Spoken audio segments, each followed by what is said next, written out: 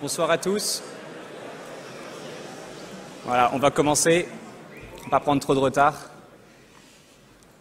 Madame la députée, mon général, mesdames, messieurs, chers camarades, bienvenue à la première table ronde de la semaine sur le transhumanisme. Merci d'être venus si nombreux en répondant présent à notre invitation. C'est avec grand plaisir que nous ouvrons aujourd'hui ces réflexions essentielles préparées depuis maintenant quelques mois par des étudiants des écoles de Saclay. Le progrès des sciences et des techniques a amélioré profondément les conditions de vie de l'homme depuis le XVIIIe siècle. Mais nous sommes entrés dans une nouvelle dimension où le progrès technologique concerne l'homme en lui-même et s'apprête à changer sa nature. La question d'augmenter l'homme, qui a surgi à partir des années 60 avec le courant transhumaniste, nourrit aujourd'hui l'imaginaire de la Silicon Valley et des géants du numérique comme les GAFA américains et les BATX asiatiques. Ces partisans soutiennent que nous avons le droit, voire le devoir, d'utiliser la technique pour nous transformer, nous augmenter et vivre plus longtemps. Que l'on parle d'intelligence artificielle, de biotechnologie, de neurosciences ou de nanotechnologie, les bouleversements induits par la technique et l'innovation vont profondément élargir le champ des possibles dans les décennies à venir. La convergence et la croissance exponentielle de ces technologies nous assurent que le monde va se transformer fortement et à très courte échéance. Mais il est difficile de prévoir exactement le résultat de cette transformation. Que ces changements suscitent excitation ou scepticisme, il va sans dire qu'il est crucial de réfléchir à leurs conséquences sur l'homme et sur la société. Il s'agit pour notre génération d'en saisir rapidement les enjeux, spécialement nous autres les ingénieurs qui participons activement aux révolutions technologiques. Le plateau de Saclay, qui est au cœur de la recherche et de l'excellence scientifique française, est donc particulièrement concerné. Nous ne devons pas nous voir confisquer le débat éthique et sociétal induit par les technologies que nous inventons, mais au contraire être les premiers à s'approprier ces réflexions essentielles pour préparer l'avenir. À la performance technique, nous pensons qu'il faut associer une excellence éthique. Cette semaine, organisée par des étudiants de l'École polytechnique, Centrale Supélec et l'ENS Paris-Saclay, et parrainée par la députée Amélie de Montchalin, que je remercie pour sa présence ce soir, porte l'ambition de réunir les mondes scientifiques, professionnels, philosophiques, politiques et religieux pour réfléchir ensemble à cette question. Quel homme voudrions-nous en 2050 ? Devons-nous nous modifier génétiquement ? Nous interfacer avec des microprocesseurs ? L'homme peut-il se passer de son corps ? Doit-on éradiquer les maladies génétiques en triant les embryons ? Allons-nous séquencer notre génome et aller vers une médecine préventive personnalisée ? La régulation de ce tsunami technologique sera-t-elle même possible au niveau politique ? Comme le dit Harari dans Homo Deus, il est vital de réfléchir au nouvel ordre du jour de l'humanité, précisément parce que nous avons le choix concernant l'usage des nouvelles technologies. Mieux vaut comprendre ce qui se passe et décider avant qu'elles ne décident pour nous. La question centrale est donc, avons-nous encore un contrôle sur notre futur ou sommes-nous contraints à devoir suivre un chemin tracé par la technique et l'innovation ? C'est autour de ces réflexions que nous organisons 3 grandes tables rondes qui éclaireront le transhumanisme sous des angles différents. Ce soir à l'École polytechnique, sous l'angle des biotechnologies et des neurosciences, avec la question « Faut-il augmenter l'homme ?» Mercredi à Centrale Supélec, sur les avancées dans le domaine de l'intelligence artificielle et la question de la différence homme-machine. Et enfin, mercredi suivant, à l'ENS Paris-Saclay, sur la question du devenir de l'humanisme au temps du post-humain. Des débats étudiants seront aussi proposés en complément tout au long de la semaine, auxquels vous êtes chaleureusement invités afin de poursuivre la réflexion. Ce soir, nous commencerons par écouter Amélie de Montchalin, députée de l'Essonne et première vice-présidente du groupe La République En Marche à l'Assemblée nationale, qui est aussi la marraine de cet événement. Puis Laurent Alexandre, président d'une entreprise de génie génétique et cofondateur de Doctissimo, viendra nous présenter sa vision des grands enjeux technologiques à venir. Enfin, nous laisserons place au débat avec Laurent Alexandre, le grand rabbin de France Raïm Corsia et le philosophe Emmanuel Brochier. Laurent Alexandre, vous aimez dire « Nos politiques résonnent à 15 jours, la Silicon Valley résonne à 1000 ans ». À nous ce soir de relever le défi de raisonner au moins à 30 ans. Bonne conférence à tous et je cède maintenant la parole à Madame la députée.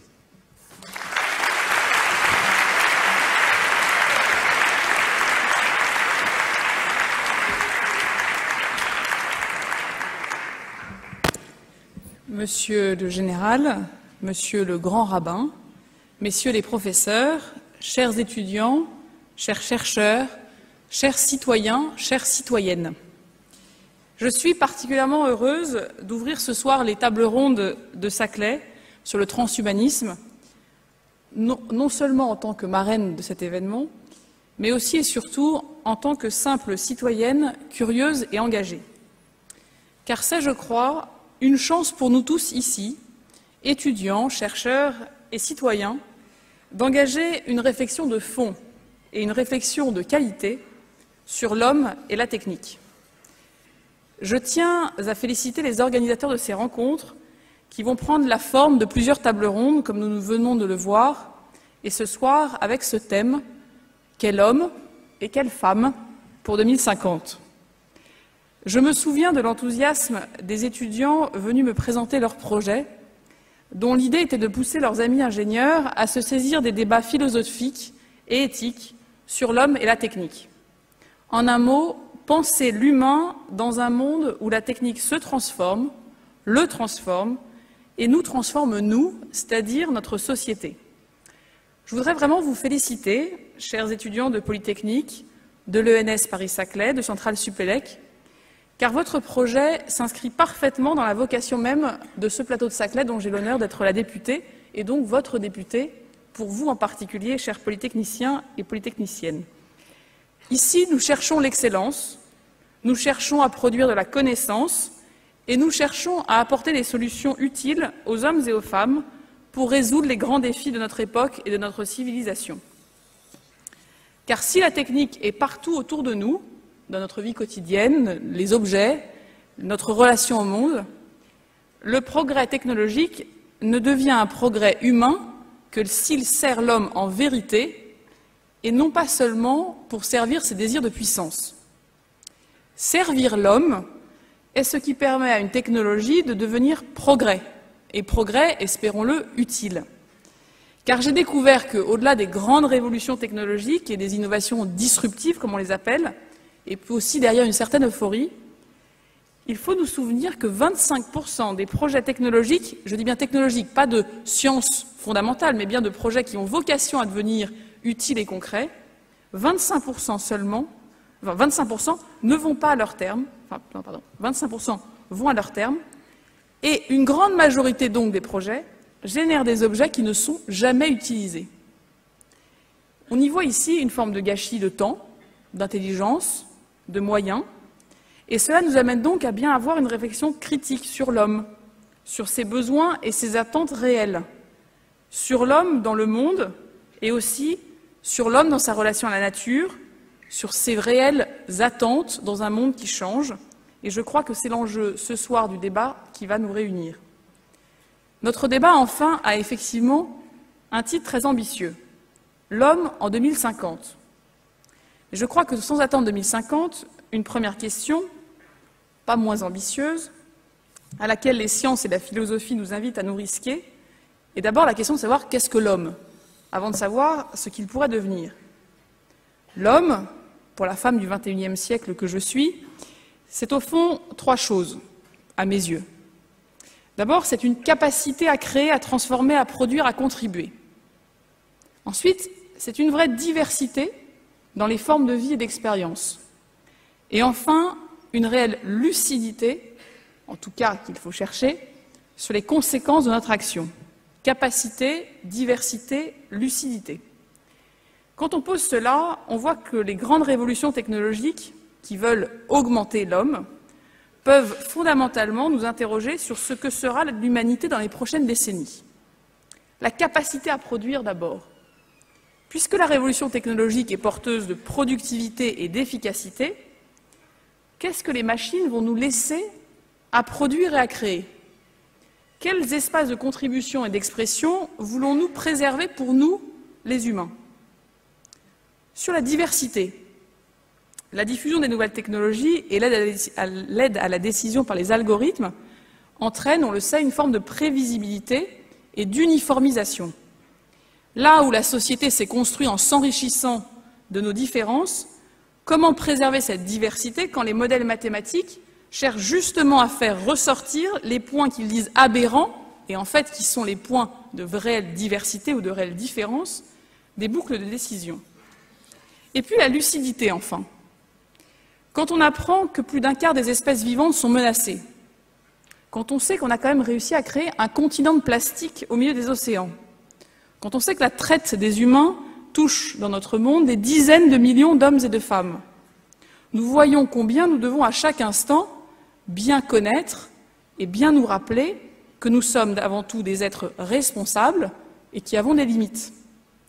Alors, face à ces nouvelles perspectives pour l'homme, comment pourrions-nous imaginer également sa vie collective, sa vie sociale, sa vie politique? Depuis quelques siècles, les lois humaines ont gagné en précision, en finesse, en lourdeur et parfois même en inertie. Mais tout cela a conduit à encadrer notre capacité à produire sans tomber dans l'exploitation, notre capacité à protéger ce qui fait notre diversité, et ces lois ont aussi cherché à aviver notre lucidité. Dans le XXIe siècle qui s'ouvre, et que nous connaissons peu à peu, la loi également change de nature. Code is law, dit avec force Lawrence Lessig, professeur à Harvard. Faudrait-il donc que nous choisissions entre la loi du code et la loi des hommes? Puisque si les lois ont une hiérarchie, un conseil constitutionnel pour préserver leur cohérence, qu'en est-il du code dans le cyberespace? Ce code est-il stable? Est-il lisible? Est-il connu? Est-il contrôlé? Est-il évalué?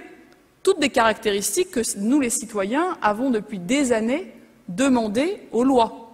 Nous avons cherché à ce qu'elles soient stables, lisibles, connues, contrôlées, évaluées. Ce sont d'immenses questions qui ont été regroupées derrière la belle expression de l'intelligence artificielle responsable, responsible AI, comme on dit dans la Silicon Valley, ou l'éthique des algorithmes, pour que les algorithmes puissent, en fait, devenir comme la loi, des choses stables, lisibles, connues, contrôlées, évaluées. C'est un sujet sur lequel j'ai eu l'occasion de travailler dans ma vie d'avant, quand j'étais à la direction de la prospective chez AXA, bien loin donc de l'Assemblée nationale, mais aussi sur le terrain, cette fois aux États-Unis, où j'étais étudiante au moment où le numérique a fait son entrée en force dans la vie politique, avec la campagne d'Obama en 2008 puis en 2012. Penser donc l'homme, en 2050, demande aussi à penser ses formes d'expression collective, sa capacité à faire vivre une démocratie qui est aujourd'hui, dans l'immense majorité des pays réellement démocratiques, fondée sur le postulat que chacun peut avoir une voix et un droit à s'exprimer librement. Ce droit à l'expression de chacun, avec une réelle égalité, a été crucial dans le mouvement des Lumières, depuis la Révolution française, et il faut ici bien y réfléchir. D'ici 2050, je pense qu'un immense défi sera en effet de créer un vivre ensemble augmenté, c'est-à-dire qui soit beaucoup plus qu'une masse d'individus très connectés, mais gavés d'informations personnalisées et souvent déformantes. Pour y arriver, je vois, pour reprendre capacité, diversité, lucidité, un certain nombre de conditions.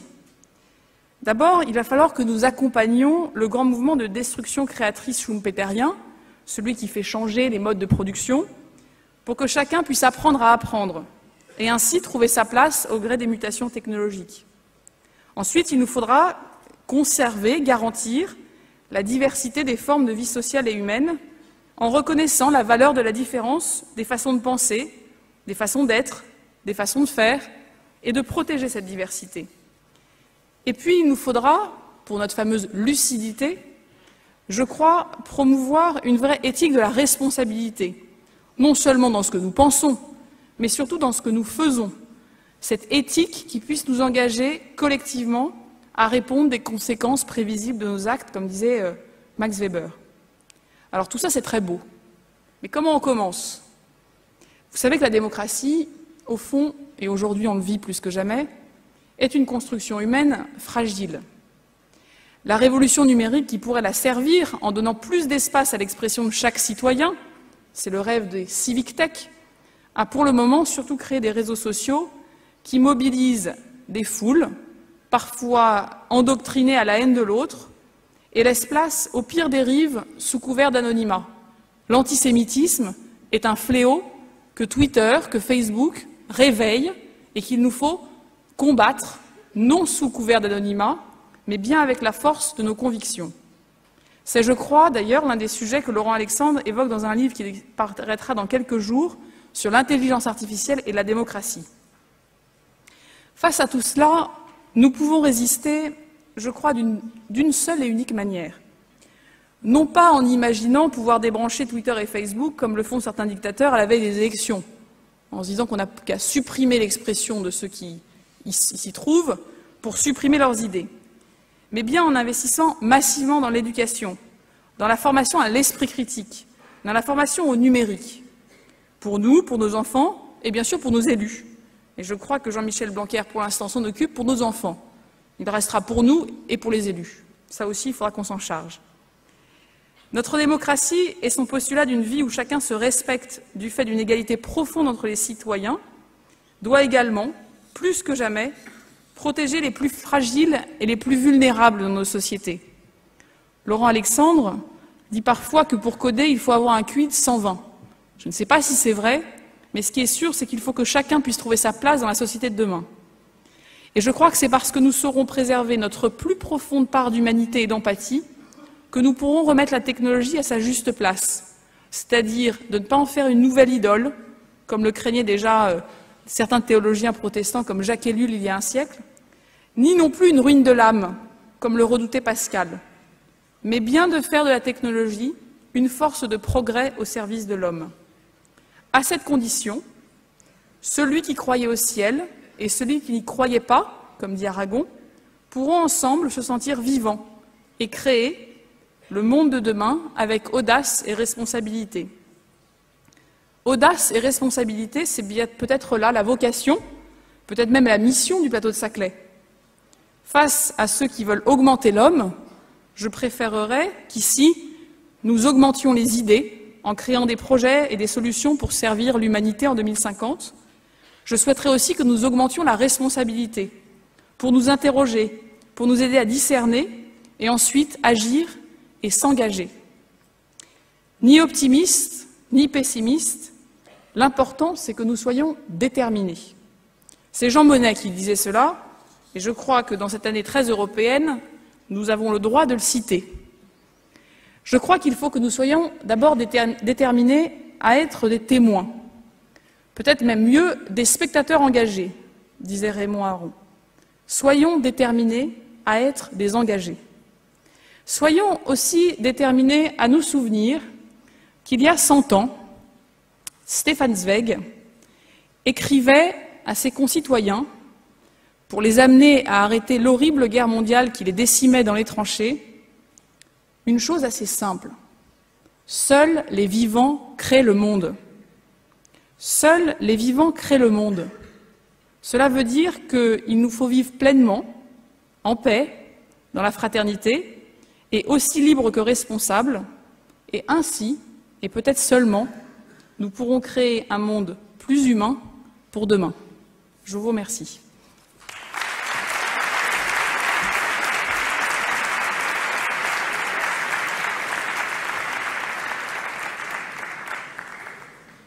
Merci beaucoup, Monsieur Alexandre, pour cette intervention qui est peut-être choquante pour certains, surprenante pour d'autres, mais qui en tout cas nous fait nous poser beaucoup de questions. Et pour débattre des enjeux que vous avez bien soulevés pendant votre intervention, nous allons avoir deux personnes qui vont nous rejoindre sur scène, Monsieur Emmanuel Brochier et Monsieur Raïm Corsia, Grand rabbin de France.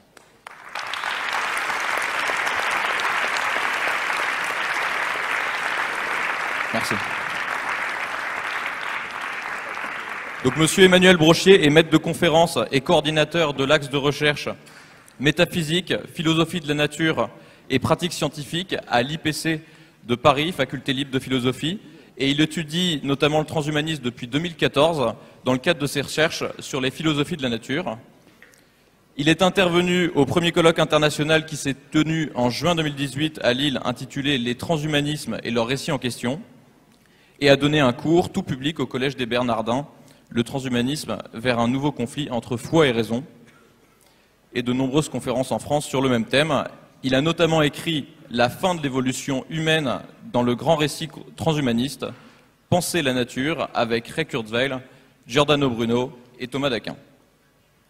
Raïm Korsiak, quant à lui, est rabbin de Reims. Il a été secrétaire général de l'Association des rabbins de France de 1999 à 2010. En 2005 et jusqu'à 2009, il était membre du Conseil consultatif national d'éthique. Il est aumônier général israélite des armées. Le 22 juin 2014, il est élu grand rabbin de France. Le 15 décembre 2014, la même année, il est élu membre de l'Académie des sciences morales et politiques, où il occupe le siège de M. Michel Crozier. Et il est également aumônier de l'école polytechnique depuis 2005.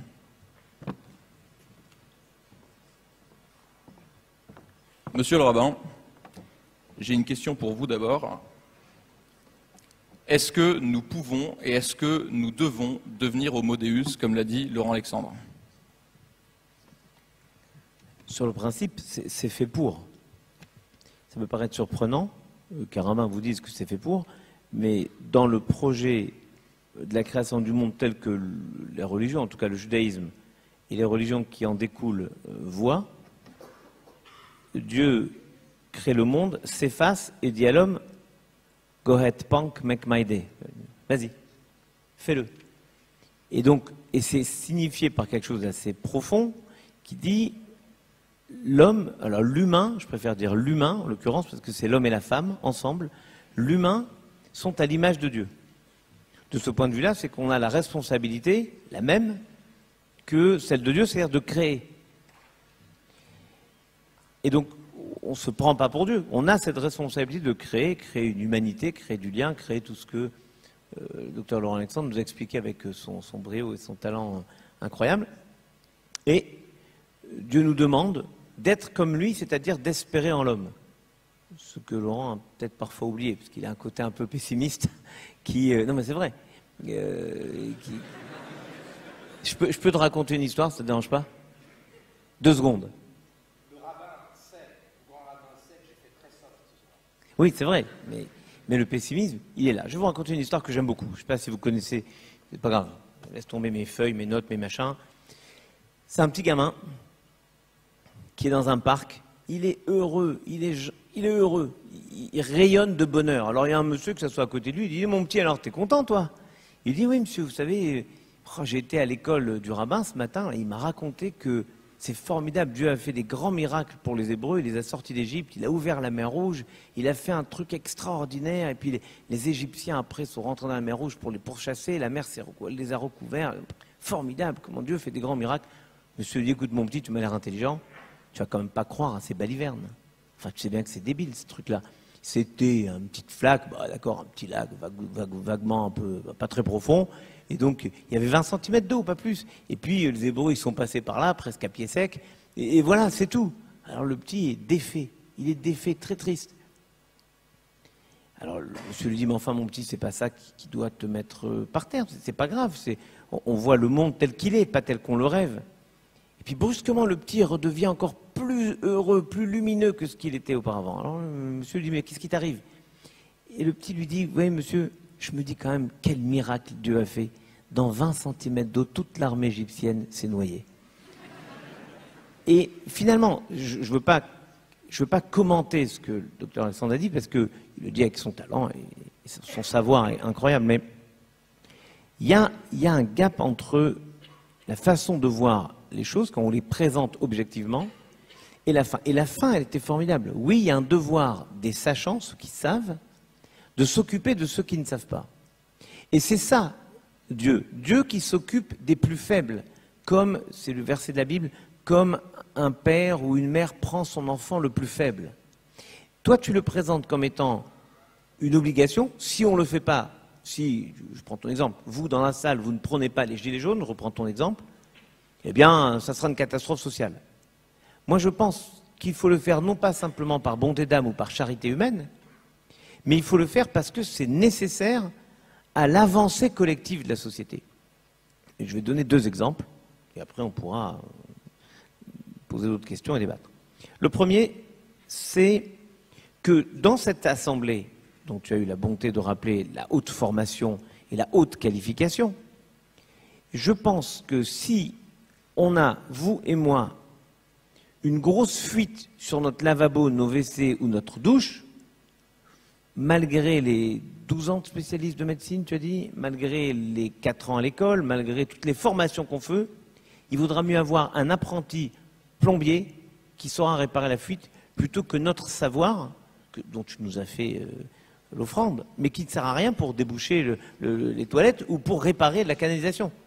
Et donc, en fait, ce n'est pas par bonté d'âme qu'on va s'occuper de ceux qui ont une autre qualification de savoir, mais c'est parce que la société est faite avec des gens, c'est un peu un paradoxe, des gens même, les mêmes, c'est la mêmeté de rigueur, les mêmes mais différents, les mêmes parce qu'on a la même dignité, et c'est l'enjeu de sauvegarder en permanence, quelle que soit la situation, y compris la situation de plus grand développement d'intelligence artificielle, il faudra toujours protéger la dignité humaine qui est la même pour chacun et chacune, absolument la même, peu importe le niveau d'éducation, le CSP++, c'est la même, et en même temps, protéger la différence de chacun, parce que c'est de cette différence qu'on tire une richesse, un enseignement, un enrichissement. Je ne sais pas forcément ce que l'autre à côté, même le plus intelligent, sait. Et donc c'est de nos manques qu'on se nourrit. Et le deuxième exemple, il est simple, je l'ai au doigt, voilà. C'est ma bague, et là, je vais vous raconter le miracle de cette bague qui m'a permis de comprendre des choses incroyables. Je vais, pour me marier, je vais dans une maison qui vend des bagues, très connue, et je veux acheter ma bague. Okay, et la vendeuse me vend ma bague en me disant, monsieur, voilà, je vais vous dire un bon truc, je veux une bague la plus simple, en or, voilà, point. Et elle m'explique que chaque année, il y a 12 000 personnes qui se déchiquetent le doigt avec leur bague. Ils bricolent, ils ont la bague bloquée dans un trou, un truc, un machin, un clou, ce que vous voulez. 12 000 personnes. Soit arracher complètement le doigt, soit la peau, je vous dis pas, des horreurs. Moi, elle me dit ça, je tremble. Je lui dis, madame, je veux acheter la bague. Et elle me dit, oui, mais attention. Cette bague-là, celle que j'ai au doigt, a une spécificité. On met un point de faiblesse dans l'or qui est censé faire que l'anneau cède avant votre doigt s'il y a une traction sur l'anneau. Et pour moi, c'était une illumination. Oui, je t'assure. Moi, si tu veux, c'est la première fois que j'ai acheté une bague de mariage, donc si tu veux, je ne peux pas trop t'en parler. Il y en a qui manifestement... Oui, ben voilà. Surtout, j'ai vu... Enfin bref, ce que pouvait susciter comme pulsion les images diverses et multiples qu'on a pu voir tout à l'heure. Et donc, j'en déduis qu'il y a probablement plus de pratique de la chose que moi. Mais ce que j'en sais, c'est que moi, j'ai compris à ce moment-là...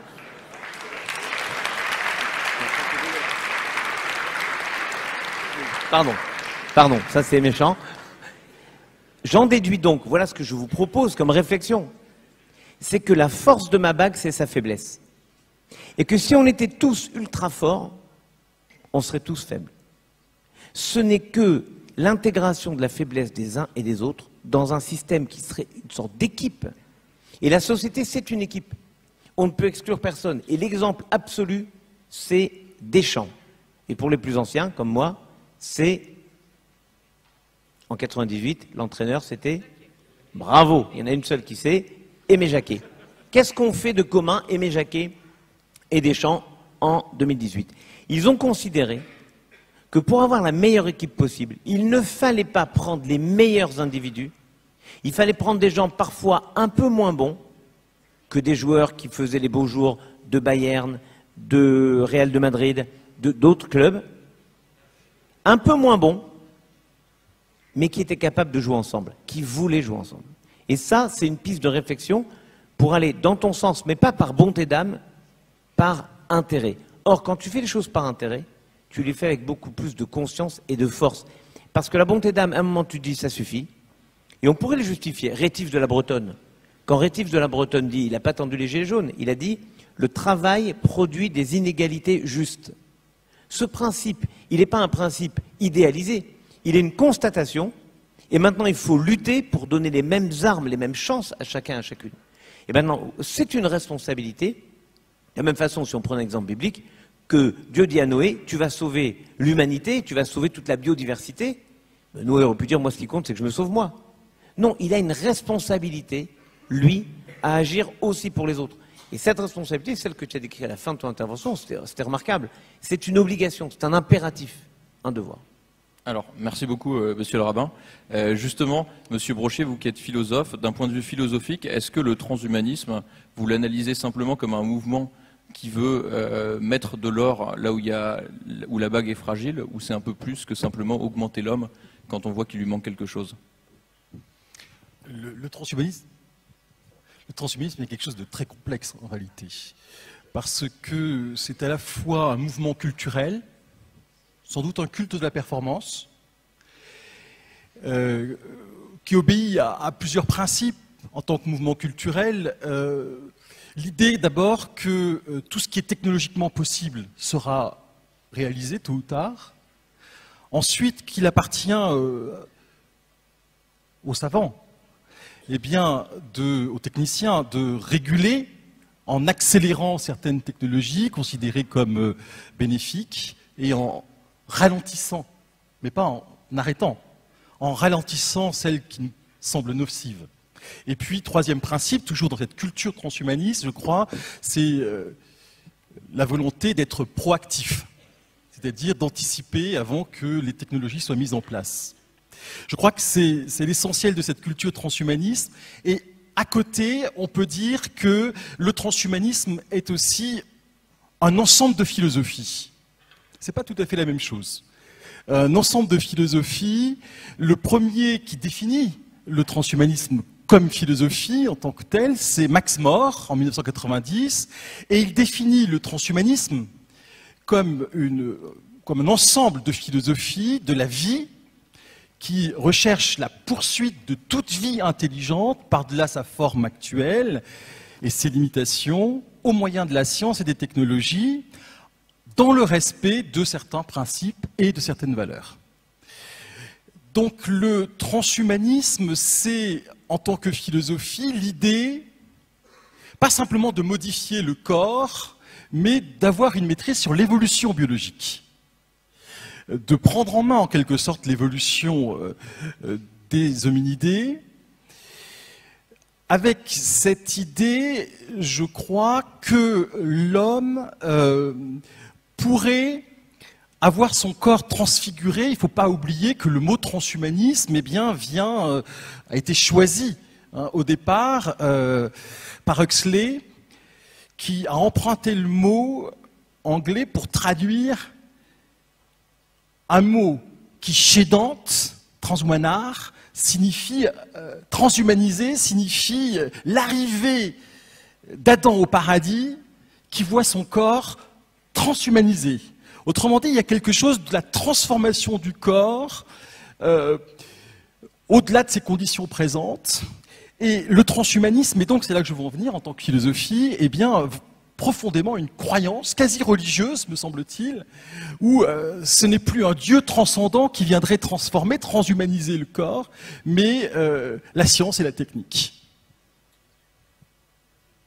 Et si je puis dire, il me semble, si je pouvais ajouter, comme en conclusion de ce premier point, que si le transhumanisme est une culture, il m'apparaît comme une défaite de la culture en même temps. Parce que l'homme n'y est plus le sujet, l'acteur souverain, maître en quelque sorte de son destin. Dans votre présentation, c'est apparu, même les dieux sont en quelque sorte les compléments de l'intelligence artificielle. Finalement, on a l'impression d'une défaite de la culture, parce que la culture, c'est le choix, c'est la capacité de renoncer. La culture, c'est le fait que l'homme est vraiment l'acteur, normalement, de sa vie, de son destin. Or là, on n'est plus que le complètement d'un processus qui se produit malgré nous, en quelque sorte. Alors, justement, dans cette mutation, ceux qui vont être acteurs, bien sûr, c'est ceux qui vont intervenir sur l'homme, et donc potentiellement la médecine ou ceux qui s'y rattachent. Monsieur Alexandre, est-ce que vous pensez que dans l'optique transhumaniste, on pourrait, parce que vous parliez d'eugénisme intellectuel, mais ça peut aussi être un eugénisme biologique et physique, est-ce que, par exemple, Stephen Hawking aurait vécu, est-ce qu'on acceptera des telles déformations par rapport à la normalité? C'est-à-dire d'accepter Hawkins tel qu'il est? Est-ce que vous pensez qu'on va avoir une humanité complètement homogène, ou justement très diverse, parce que chacun prendra ce qu'il voudra? Ça dépendra de la loi. Il y a des foufous, vous avez vu la dame là, qui avait les dents un peu coupantes, là. Il y a un courant transhumaniste qui dit qu'on a le droit de modifier son corps. Il y a une artiste française qui fait ça, Orlane. Elle se met des cornes, elle se met des trucs. C'est monstrueux. Donc, la dialectique de notre rapport à la technologie va être très compliquée. Il y a un truc qui est sûr, c'est que quand la technologie va vite, elle génère du déterminisme. Vous voyez, la loi de Moore, elle est déterministe. Pas directement, mais indirectement. Je vous génère de plus en plus de capacité de calcul et de stockage. Et vous savez qu'aujourd'hui, vous mettez dans une petite clé USB comme ça, vous mettez maintenant déjà 2 Tera. Donc on crée des montagnes de data. C'est une conséquence indirecte de la loi de Moore, même si la loi de Moore était sur les processeurs et pas sur le stockage de mémoire au départ. On a plein de data. Grâce à la data, on réussit à faire décoller le deep learning. On a du deep learning. À partir du moment où on a du deep learning, on est capable de traiter les montagnes de data. On régénère encore plus de data. Aucun être humain n'est capable de traiter la data, donc on est obligé de passer par des systèmes informatiques, connexionnistes ou symboliques pour traiter la data. Et on a finalement un toboggan déterministe, indirect. C'est-à-dire qu'aujourd'hui, je vous défie de faire avec votre bite et votre couteau un séquençage ADN, c'est 20 téraoctets. 20 000 gigaoctets par séquençage ADN. Vous êtes obligé de passer par des systèmes d'IA symboliques en l'occurrence. Vous voyez bien que on ne peut pas reculer ou très difficilement reculer une fois qu'on a des bottlenecks technologiques. Entre le premier transistor en 1947 et aujourd'hui, on a effectivement, du fait de la rapidité de la technologie, on n'a pas eu le temps de se poser des questions, on a bouffé de plus en plus de technologies, 98% des Français ont un smartphone, et je ne dis pas que c'est mal, contrairement à Finkielkraut. On n'a pas résisté au toboggan technologique. Donc oui, on a une part de déterminisme technologique quand la technologie va vite, parce que finalement, le tsunami nous submerge et on bouffe de plus en plus de technologie. En matière de santé, ma conviction, pour avoir vu dans ma vie beaucoup de cancéreux en phase terminale, quand je vois ce que les gens sont prêts à absorber comme dernier protocole de chimiothérapie ultra lourd et dégueulasse pour gagner 3 jours, je me dis que pour gagner 50 ans, les gens accepteront des doses de technologie immenses. Je pense que nous préférons être transhumains que morts, nous préférons être transhumains que souffreteux, que vieux. Et vous savez bien que ma génération, la génération du baby-boom et du post-baby-boom, nous sommes en réalité en train de devenir la génération de l'Alzheimer. Moi, j'ai 58 ans, donc l'âge du début du déclin cognitif. Et après le déclin cognitif, il y a le vrai gâtisme. Donc ma génération, finalement, elle a le choix entre 2 possibilités. Soit la maison pour personnes âgées dépendantes de base, avec 2 changements de couche par jour. Soit la maison pour personnes âgées dépendantes de luxe, avec 6 changements de couche par jour. Vous savez qu'il n'y a aucun traitement contre l'Alzheimer aujourd'hui. Demain, si on propose à ma génération les implants intracérébraux, des thérapies géniques, des cellules souches qui n'existent pas aujourd'hui, mais qui pourraient exister demain, on préférera ça plutôt que d'avoir une couche culotte. Je vous rappelle qu'au Japon, par exemple, il se vend 2 fois plus de couches culottes pour vieux que pour enfants. C'est un destin qui n'est pas glorieux et qui n'est pas fascinant. Donc oui, je crois que nous allons accepter beaucoup de technologies. Et moi, je connais assez peu de gens qui ne sont pas affolés à l'idée d'être alzheimeriens. Donc oui, on va être faible et fragile, et on va accepter de mettre le doigt dans l'engrenage technologique. Je ne vois pas comment on résisterait. Il y a des gens qui résisteront, hein, mais ils seront extrêmement marginaux, à mon avis. Monsieur le Grand Rabbin, Monsieur Brochier. Moi, ce que j'aurais simplement précisé, c'est que, quoi qu'il en soit, ce n'est pas un déterminisme. Il y a une volonté. La loi de Moore, eh bien, elle n'a pu être vérifiée, en quelque sorte, que parce qu'il y a un organisme, l'IRTS, qui s'emploie à réunir toutes les conditions pour la réalisation de cette prophétie, en quelque sorte. C'est un déterminisme observationnel. On peut constater qu'il y a un toboggan et qu'on a eu du mal à freiner. Ce qui est important, ce n'est pas un déterminisme, il y a une volonté. Je ne dis pas qu'il fallait refuser, mais il y a une volonté. C'est important de voir ça. Et dans le rapport qui a lancé en quelque sorte... Il y a un déterminisme partiel. Qui a lancé le transhumanisme, mais je suis d'accord, il y a une nécessité partielle, on pourra... Il est d'accord. Qui a lancé le transhumanisme sur la scène internationale, le rapport donc sur la convergence des technologies pour l'amélioration de la performance humaine, qui a introduit l'acronyme NBIC, le précise très bien, les rapporteurs le précisent très bien dans l'introduction en disant ça ne va pas de soi, il faut le décider, il y a un volontarisme. Je crois que c'est un point important, ça veut dire que derrière il y a des questions, que décide-t-on ?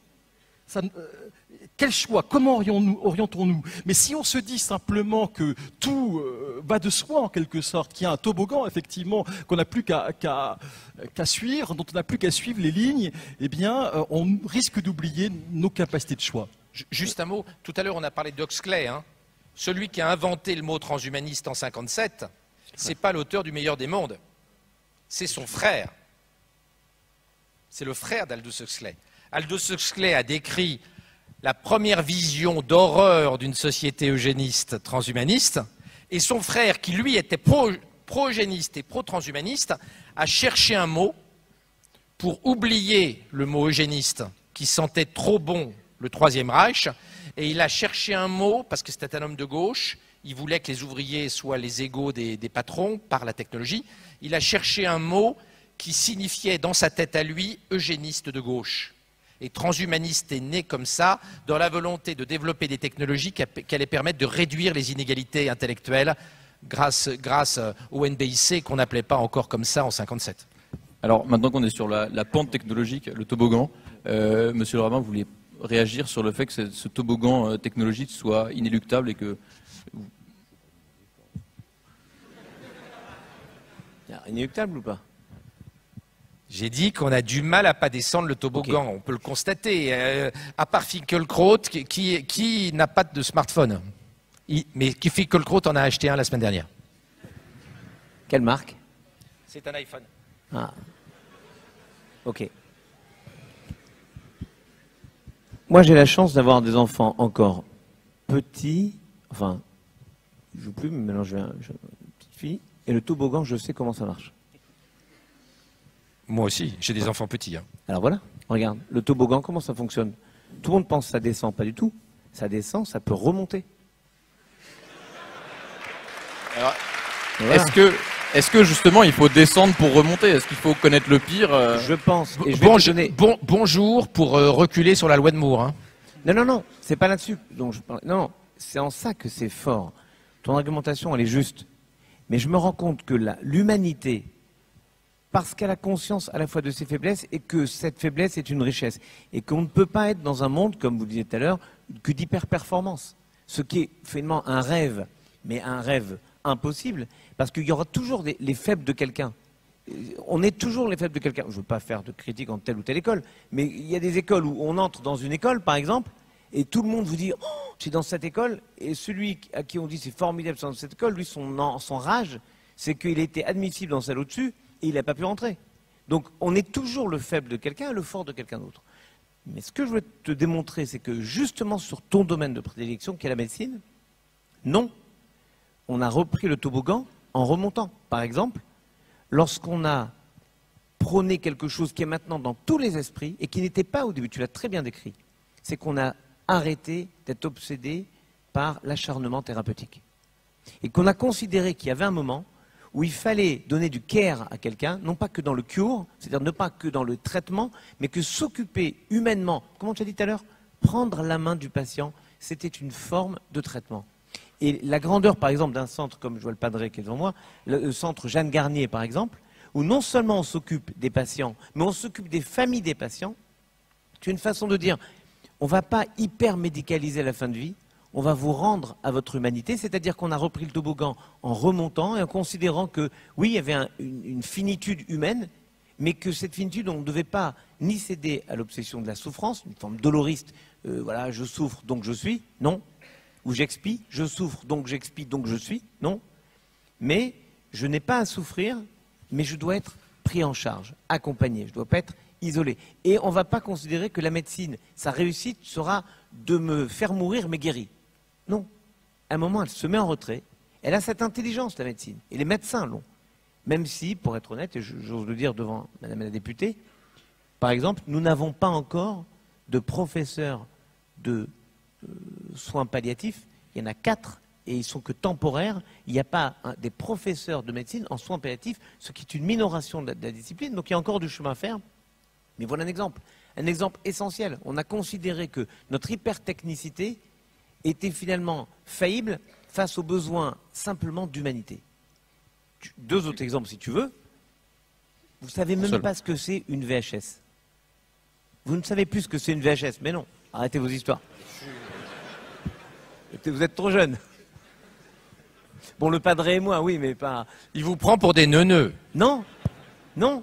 N'empêche que vous savez ce qu'est un micro-sillon. C'est-à-dire que on est passé... Mais vous savez ce que c'est parce que c'est redevenu à la mode.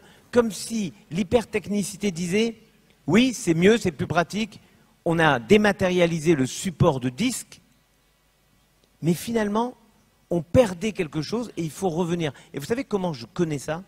C'est que moi, j'ai une chance incroyable dans le judaïsme. Il y a un jour où je fais pire que Finkielkraut, je n'ai pas d'iPhone, pas de smartphone, pas de téléphone tout court, pas de télé, pas de voiture, pas de train, pas d'électricité que j'utilise directement, et je ne reviens pas à l'âge de pierre. Je retrouve mon humanité. Celle qui fait que si je veux parler à quelqu'un, je lui parle comme ça.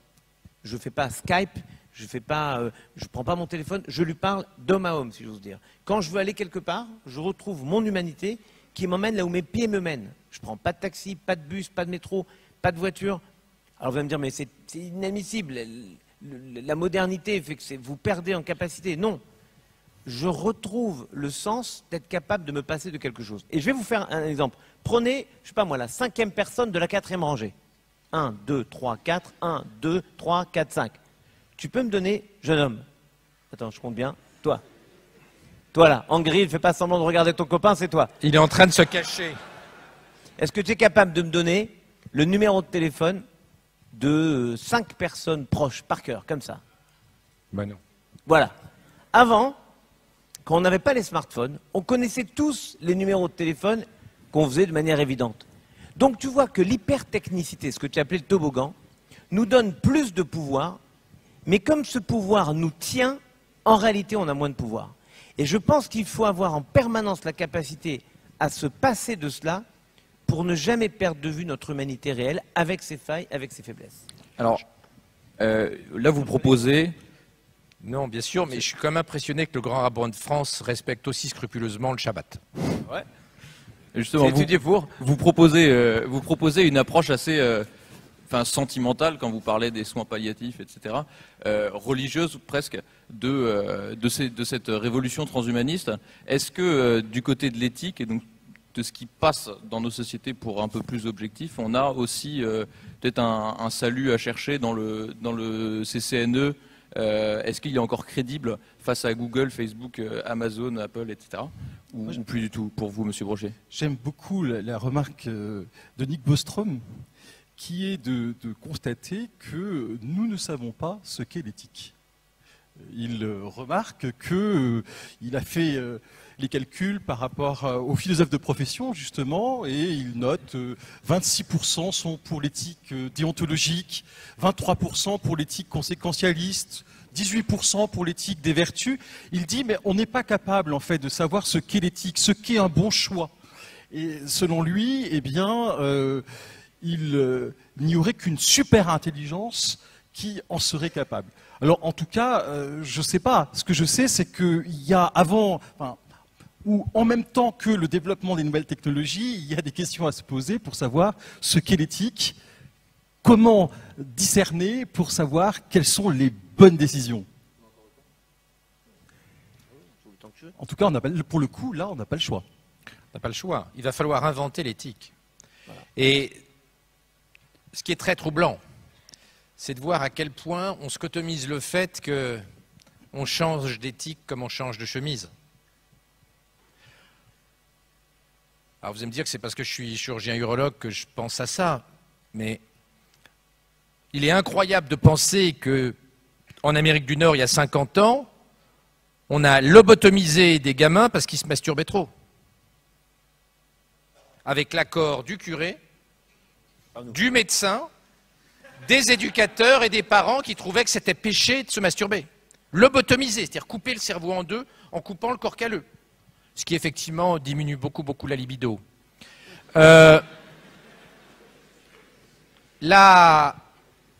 La sœur de JF Kennedy aimait bien les garçons.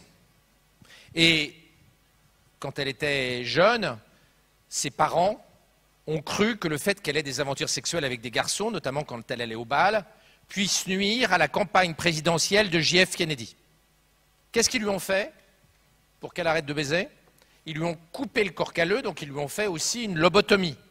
La lobotomie s'est mal passée, elle s'est infectée et elle a fini en chaise roulante, donc elle ne couchait plus du tout. Donc elle n'a pas gêné la campagne présidentielle, les Kennedy étaient enchantés, et ils allaient la voir un jour à Thanksgiving. Elle était en institution, en chaise roulante, complètement neuneux après son infection du cerveau, liée à l'opération qu'on lui avait faite pour qu'elle couche moins. Et à l'époque, on trouvait ça normal. Des lobotomies, on en a fait 100 000. Et éthiquement, on trouvait ça très bien. La pilule, c'était mal, mais la lobotomie, pour raisons sexuelles, c'était super. Vous voyez à quel point on change d'éthique. Et de savoir quelle éthique il faut demain pour gouverner notre pouvoir démiurgique, notre pouvoir d'homo deus, c'est une question extraordinairement compliquée. Moi, je n'ai bien évidemment pas la réponse, et je pense qu'il faut qu'on ait beaucoup d'humilité sur l'éthique, car effectivement, on va avoir besoin de normes éthiques pour encadrer et réguler homo deus, sauf que l'histoire montre que notre éthique, elle est à géométrie variable, très fragile, qu'on ne la connaît pas bien, qu'on en change souvent. Donc, encadrer ces technologies incroyables, alors que sur le plan éthique, on est nul et volage, ça ne va pas être fastoche. Monsieur le Grand Rabbin, juste, est-ce que vous pensez qu'on a les garde-fous nécessaires aujourd'hui, efficaces, avec le CCNE par exemple, pour lutter contre cette révolution technologique? Mais non, j'ose dire non froidement. C'est pas une blague, parce que le CCNE fait un très beau travail. Je n'ai pas dit qu'il ne fait pas un beau travail. Non. Il n'a pas la technologie pour encadrer tout ça. C'est même pas ça. C'est que le Conseil national éthique est écouté encore en France. Il est consultatif, d'ailleurs, tu remarqueras. Il est consultatif, mais au niveau mondial, c'est peanut, c'est rien. Les Chinois se contrefoutent de ce que peut dire le professeur Delfrécy, qui est un gars formidable, mais il n'écoute pas. Et en réalité, et c'est là que je ne suis pas d'accord avec ta présentation tout à l'heure, c'est sa remarque qui me fait penser, parce qu'elle est très juste. L'Europe a un poids énorme. D'abord, elle a un poids moral, elle a un poids historique. L'Europe, c'est Athènes, c'est Rome, c'est Jérusalem, c'est la République, c'est les trois fondements qui obligent à réfléchir sur ce qu'on fait. Quand tu présentes ce qui s'est passé en 61 sur l'élection de Kennedy, avec ce qui se passe maintenant en disant voilà, c'est à l'éthique, ben, tant mieux. Parce que maintenant, ça ne serait impensable. Parce que maintenant, ce serait terrifiant pour sa campagne, parce que si ça sortait qu'il a fait ça ou que quelqu'un a fait ça sur sa campagne, ce serait une catastrophe pour lui. Donc les normes éthiques ont évolué, et dans le bon sens. Je ne dis pas que c'est parfait, mais je dis que dans le concert des nations, oui, la Chine peut dire peu manchot de ce qui se passe à Bruxelles ou en Europe, mais si toute l'Europe, dans une sorte de révision des lois d'Oviedo, de la Convention d'Oviedo, arrivait à mettre des règles, en tout cas des normes, sur l'IA, parce que c'est ça l'enjeu, c'est l'IA, et sur, non pas le transhumanisme, parce que tu l'as dit, c'est très divers. Le bébé à la carte. Non, oui, le bébé à la carte. Oviedo. Tu as raison. Oviedo, c'est sur le bébé à la oui, carte. Donc moi, ce qui m'intéresse, c'est ça. C'est sur la manipulation d'une sorte de bébé idéal qui était posé il y a 40 ans, 45 ans, et qui sera posé aujourd'hui parce que c'est déjà posé.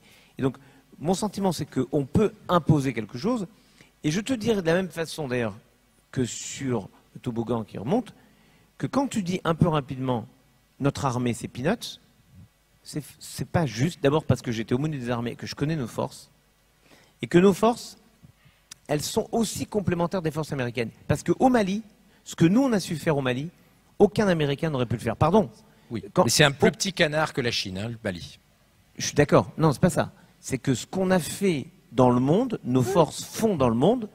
Les Américains ne s'y sont pas risqués parce qu'ils ne savent plus le faire. Parce que depuis la chute du Faucon Noir, c'est-à-dire des Américains en Somalie, ils ont considéré qu'ils n'arrivaient pas à maîtriser ce type de terrain, d'opération extérieure, ce que nous savons parfaitement faire. Voilà pourquoi, quand par exemple on est allé taper, je donne ça comme technique, j'espère que certains ont fait l'armée dans l'armée de l'air, lorsqu'on est allé allé taper au Mali, au tout début des engagements en janvier 2013, on a fait une mission de 10 000 km à peu près, nous sont partis de Nancy, ils ont fait 4 ravitaillements en vol avec des avions américains. Parce que les Américains ont besoin de notre technicité, de ce qu'on sait faire, pour aussi... Donc il y a aussi une forme de complémentarité, et je pense que le monde va fonctionner comme ça. Oui, tu as raison, le poids des Américains et des Chinois, il est énormissime par rapport à ce qu'on fait, mais on a une force qui est peut-être là, et qui est ailleurs aussi en France, une force d'innovation hors norme. Quand tu regardes ce qui est fait, c'est vrai qu'on n'est pas très fort pour breveter des choses, et que souvent on travaille, on produit de l'inventivité, et d'autres brevettent cette inventivité. Mais je suis persuadé qu'on a aussi dans ce que tu appelais là, non, c'est la députée très justement qui parlait de la révision des lois de Schumpeter. Oui, mais l'innovation, elle est schumpeterienne. C'est-à-dire qu'il y a des innovations destructrices, mais l'innovation est créatrice.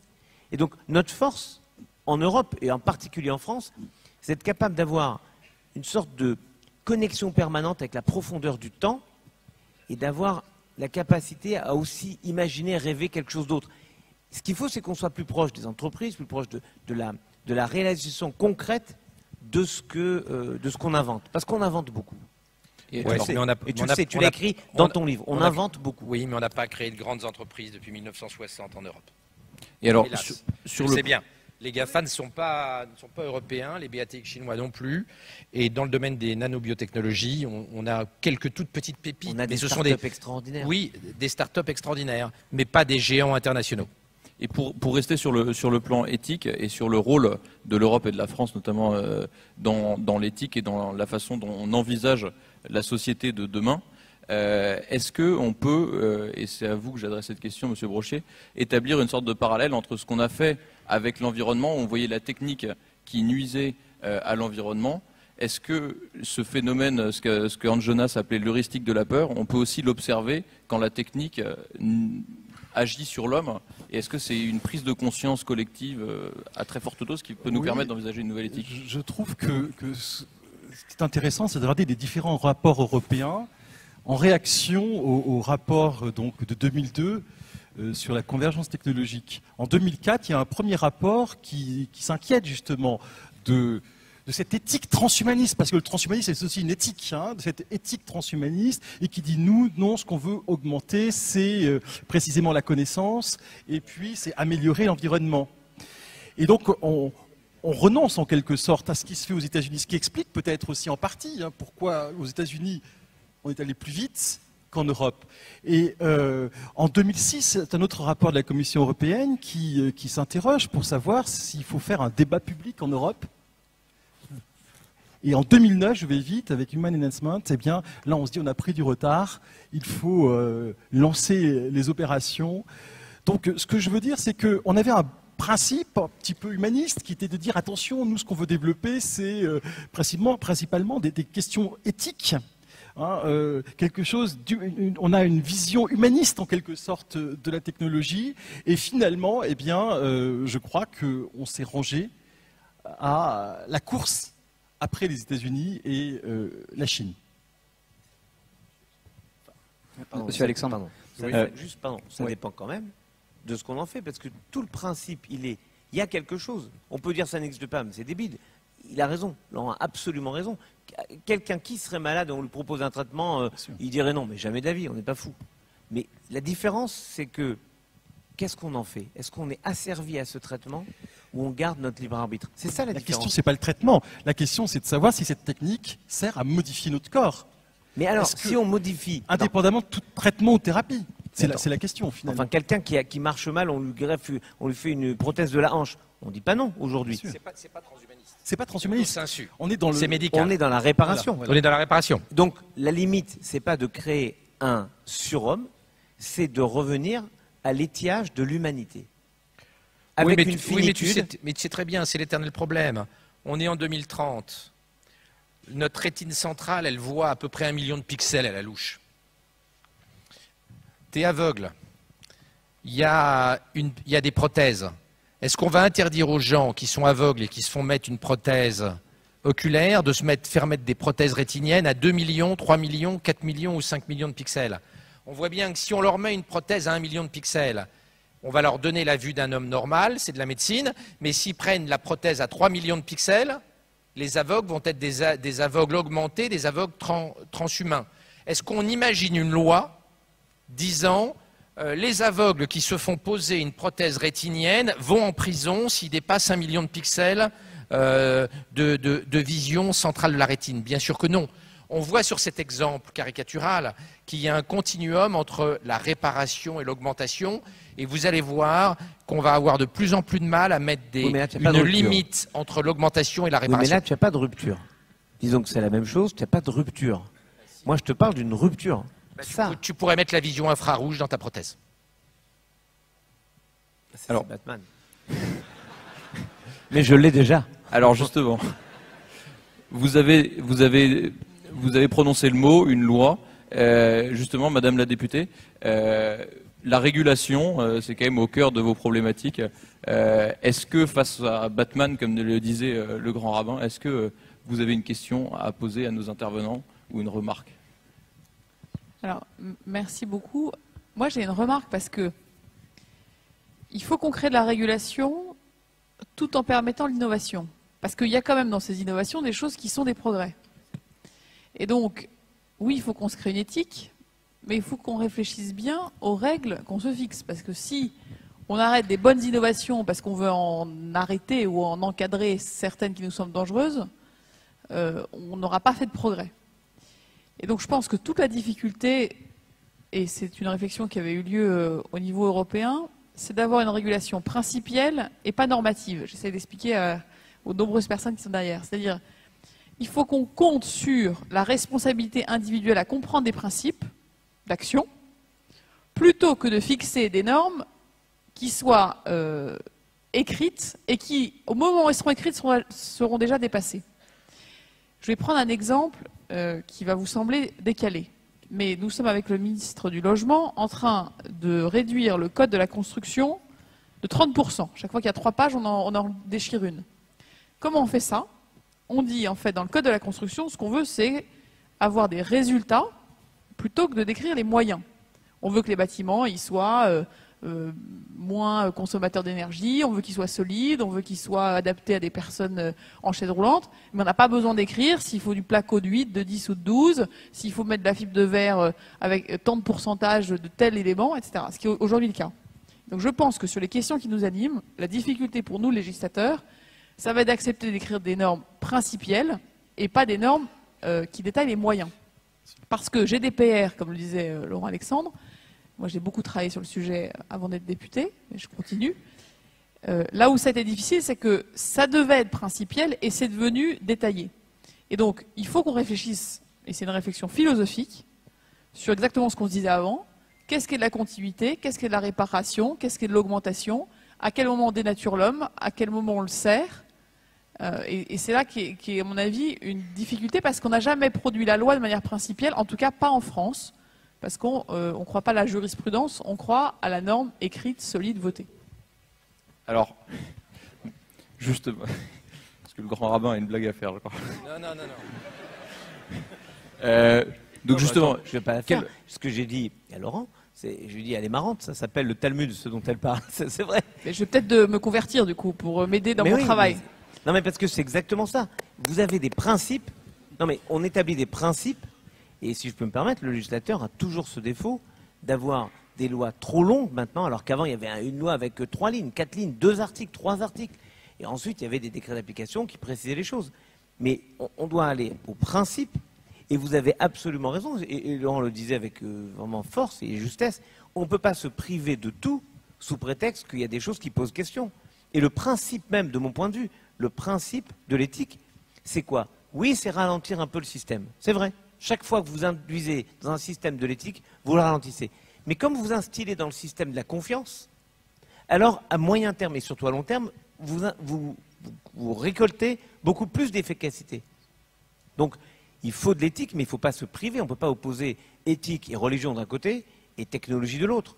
On est assez dans le monde pour pouvoir avancer, juger les choses et dire des fois on ne sait pas. En tout cas, on se pose des questions. En tout cas, ce qui est certain, c'est qu'on n'a pas comme seul critère la performance. 1 million, 2 millions, 3 millions, 10 millions de pixels. La question, c'est est-ce qu'on peut rendre à quelqu'un toute sa place dans la société? Et est-ce que finalement, l'enjeu, c'est que par manque d'humanité qui fait que quand quelqu'un voit mal, on le prend par le bras, on l'accompagne, est-ce qu'on n'a pas été chercher dans la technique le fait de constater notre incapacité à développer la fraternité et l'humanité? Ça, c'est la vraie question. Monsieur Alexandre, pour vous, quel principe pour la loi de demain sur la bioéthique?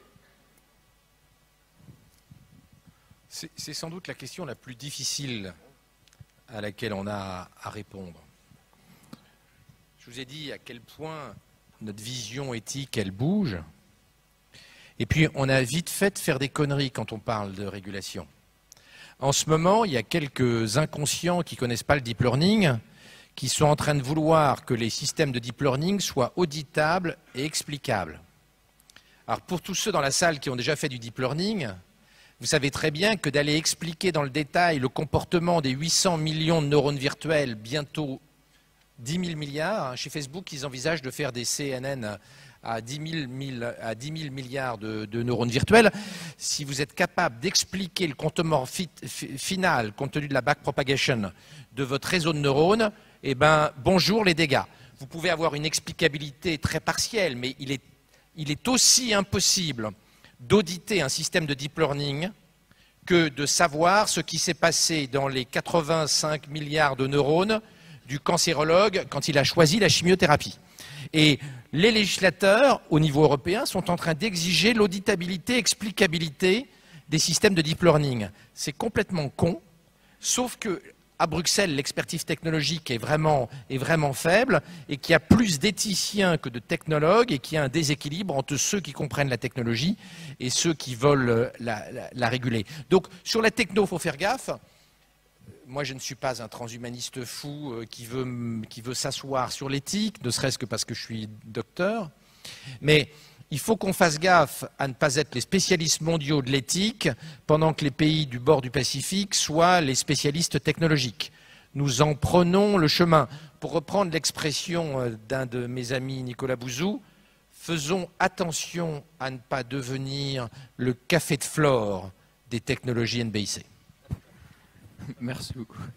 Et Monsieur Brochier, pour vous, justement, en France, quel principe pour la régulation française pour l'avenir? Je ne sais pas, ce que je pense, c'est que si on ne doit pas enlever l'éthique et se cantonner à la question de l'éthique, ça signifie qu'il faut que les scientifiques, les techniciens, tout en se formant dans leur technique et leur science, aient une formation éthique et philosophique solide, et inversement que les philosophes aient une formation scientifique solide. Ce qui n'est pas gagné. Ce qui n'est pas gagné. En tout cas, je crois que si on veut découvrir, fixer des principes éthiques, eh bien, une question est essentielle. C'est la question de savoir qu'est-ce que l'homme, justement. La députée posait la question tout à l'heure. Et je crains qu'on parte sur de mauvaises bases quand on estime que l'homme est une machine, essentiellement, qu'on peut améliorer et qui est performante. Il est une machine très compliquée, mais il reste une machine. Est-ce que c'est pas là qu'une image? Non. Une nanomachine, super compliquée. En tout cas... Honnêtement. Non, c'est vrai. Sur le café de Flore, je reconnais le génie de Nicolas, là. C'est vrai que c'est joli. Mais c'est pas vraiment comme ça. Et je vais te dire pourquoi. Parce que c'est pas parce que on a une réflexion éthique qu'on ne peut pas en même temps chercher. Je n'ai pas dit le contraire. Non. J'ai dit que nous, Non, mais à nous l'éthique, à eux la science, et donc c'est un petit peu ce qu'on fait. Du monde. En tout cas, en intelligence artificielle, c'est quand même la réalité. Non, parce que c'est ce qui semble, parce que tu l'as dit, on n'a peut-être pas de grosses boîtes qui fonctionnent, mais on a énormément de pépites que d'autres viennent prendre. Tous nos chercheurs. Combien d'étudiants de l'école vont à l'étranger, travaillent dans l'intelligence artificielle à l'étranger? Ça s'appelle de la colonisation technologique. Mais d'avoir nos meilleurs chercheurs qui se taillent, c'est pas ça qui Mais donne la puissance à l'Europe. Quand tu dis le café de Flore, c'est juste, par exemple, sur la recherche sur l'embryon, on avait souvent, quand j'étais au comité national d'éthique, des rencontres avec notamment nos confrères d'Allemagne et de Grande-Bretagne. En Angleterre, ils n'ont aucune limitation sur la recherche sur l'embryon et ils n'ont pas un demi-quart de prix Nobel sur la question. C'est pas parce qu'ils n'ont plus de barrière éthique sur la question qu'ils ont plus trouvé que nous. Je sais pas ce que j'ai dit. Non, je dis donc que les impératifs éthiques ne diminuent pas l'efficacité, en tout cas la capacité à chercher et à trouver. C'est pas ce que j'ai dit. Bon, j'ai dit qu'il ne faudrait pas qu'on se limite à la partie éthique. J'ai pas L'image, dit elle est que le belle. fait de faire de l'éthique, c'est ça qui freinait Je pense. et castrait les chercheurs. Je pense qu'on va s'arrêter là-dessus. Casquerie. L'heure tourne quand casquerie. même. Mais un grand merci à vous trois, un grand merci à nos trois invités. Je vais les applaudir.